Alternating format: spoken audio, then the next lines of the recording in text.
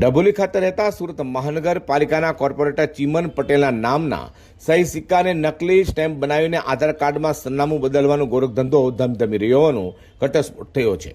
અખંડ આનંદ કોલેજ પાસે common service સેન્ટરના સંચાલક હિમાંશુ કુશવાહ દ્વારા કોર્પોરેટર ચીમન પટેલની જાણ બહાર તેમની સહી સિક્કાઓ નમૂનો મેળવીને બોગસ સ્ટેમ્પ બનાવવામાં આવ્યા હતા, જેનો ઉપયોગ આધાર કાર્ડમાં સરનામું બદલવા માટે કરવામાં આવતો હતો।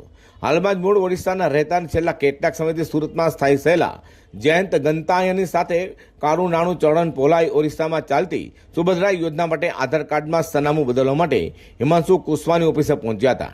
હિમાંશુ કુશવાહ દ્વારા સ્થાનિક કોર્પોરેટર ચીમન પટેલના બોગસ સ્ટેમ્પ બનાવીને આધાર કાર્ડ અપડેટ કરી આપતા સમગ્ર ઘટના અંગેની જાણ ચીમન પટેલને થવા પામી હતી, જેને પગલે કોર્પોરેટર ચીમન પટેલ દ્વારા સિંગણપર પોલીસ મથકમાં આરોપી હિમાંશુ કુશવાહ વિરુદ્ધ ફરિયાદ દાખલ કરવામાં આવી છે।